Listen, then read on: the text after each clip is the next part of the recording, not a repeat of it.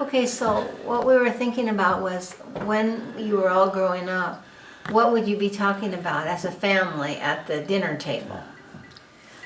The family was always interested in political things.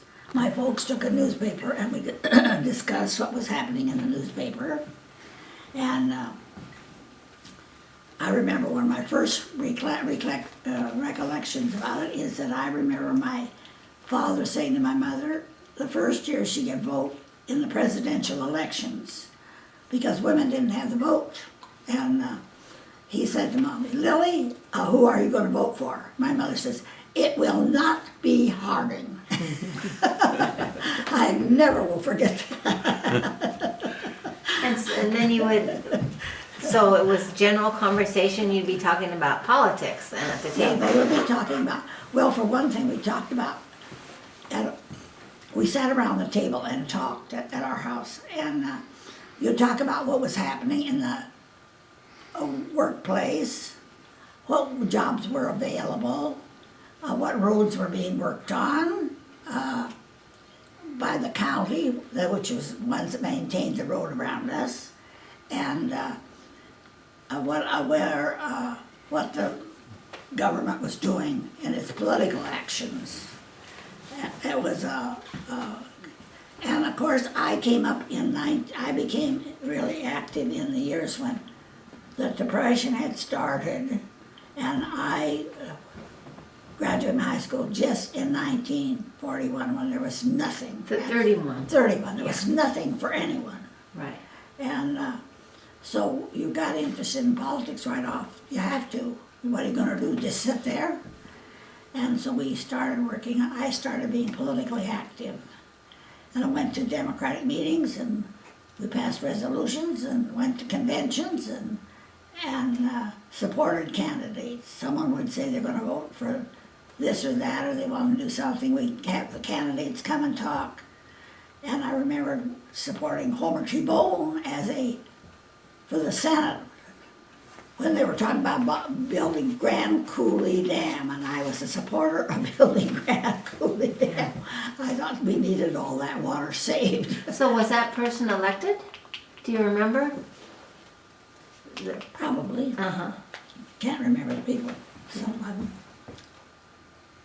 Oh, yeah. So when did you, so Grandpa read and Grandma read the newspaper, and you all like to read the newspaper. So when did you learn to read?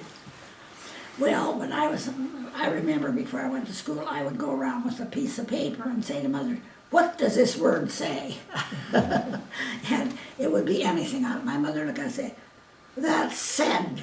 And then I'd say, and what does this word say? And she said, that's heard, hearing. Those are hard words too. Said is a hard word because it doesn't look like what it sounds like. That's right.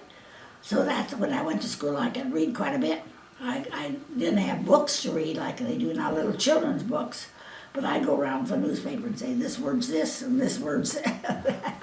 And what about grandmother? Now, grandmother, I think, did she teach Sunday school? And Yeah, my mother was active in a Sunday school and organized it, played the piano at the Sunday school meetings, Sunday schools, and also taught a Sunday school class, and we all went to Sunday school. Everybody in the family went to Sunday school. It was a Sunday occasion.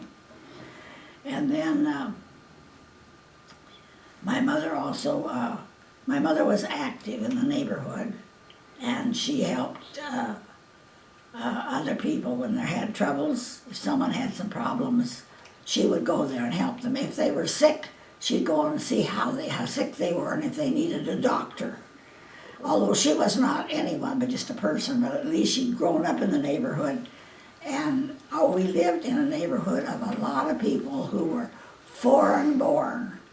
They came to work in the mines, the coal mines, and they were Swedish, Finnish, and Italian, a mixture in that neighborhood. And that's a good way to grow up. Everybody is from a different community. And I always envied them because the Finnish children could speak Finnish, and the Swedish people could talk to each other in Swedish, and the Italians could talk to each other in Italian, but we only had English. And so my sister and I made up a funny little language of our own, just some grunting noises that we were using because we didn't like to be the only ones without a language. Emma, did everybody have their own bed? You 8 children? Oh no, we shared beds in the family. We shared bedrooms and beds. And that was not as nice as it should have been because you didn't have a place to put your things. So you just had them sitting around there.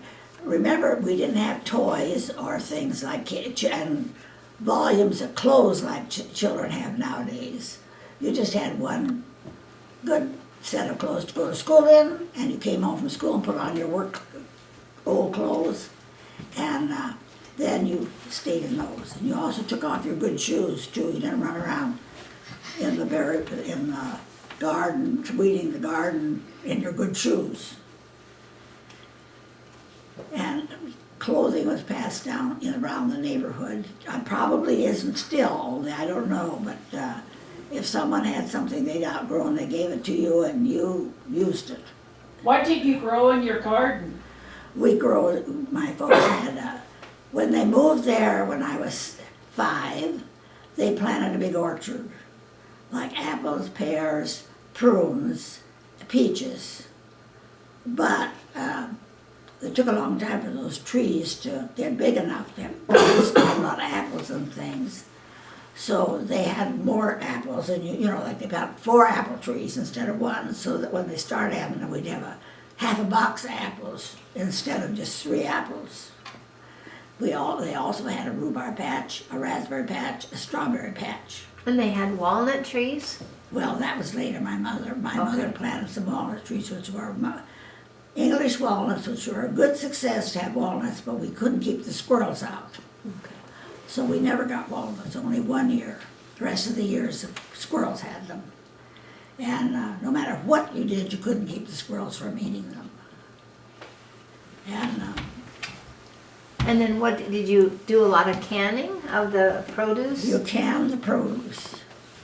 And at that time, ordinarily fruit and things have acid in them, you can can them. But things like string beans, you cannot. So then the county set up a place where you could take your string beans and things and can them. And you take them there, clean them, and pay for the cans, and they'll can them for you, and you pick them up. And why did they have to do it like that? Well, because you don't have the kind of equipment to do that sort of thing. Uh-huh. You have to have something better than that. Uh-huh.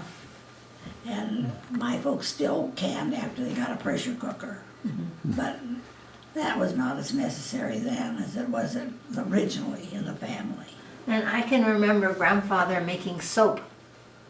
Grandmother made the soap. Grandmother, okay, making soap. She made soap, and families did everything they could do themselves, like make soap.